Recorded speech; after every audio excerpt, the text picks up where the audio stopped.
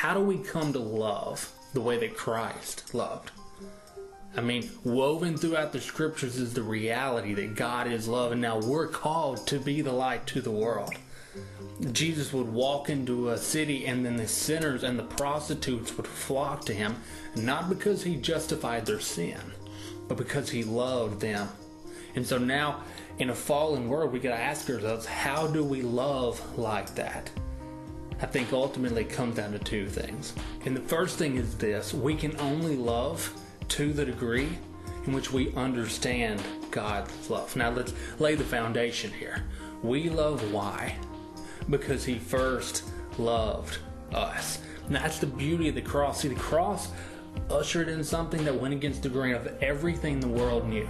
A love that said, you take care of me and I'll take care of you, was replaced by a love that said, while we were yet sinners, Christ died for us. And that kind of love does not come naturally. And ultimately, only to the depth that we understand that kind of love, the love of God, are we going to be able to pour that love out onto the world. And the second one is this, and it's by far the hardest. We can only love to the degree in which we can accept God's love. Okay, we come to the cross. We start to see the depth and the beauty of his love that loves us despite who we are, and we're faced with a choice. How are we going to respond to that kind of love?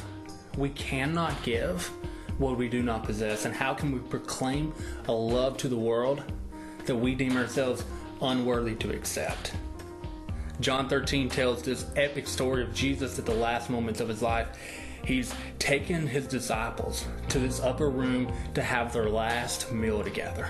And after supper, he dresses like a servant and one by one starts washing the feet of the disciples. He comes to Peter, and Peter says out loud what everybody was thinking: Lord, you will never wash my feet. Now this is huge. I mean, have you ever been there? I mean, have you ever been to that place where you say, God, how could you love me, much less serve me?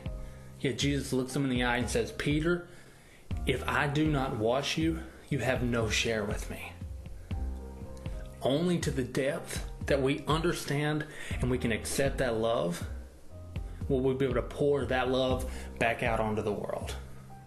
So John brings this idea back full circle in 1 John 4:16 when he wrote, now we have come both to know and believe the love that God has for us. It's about the knowing and the understanding, but it's about the believing and the accepting of that love. So here's the takeaway. Where are we allowing the love of God to be the foundation of everything that we do? And where are we holding back? Where are we refusing God's love? And let's lay it at his feet, and then we can pour that love out to our families, to our communities, and to the ends of the earth.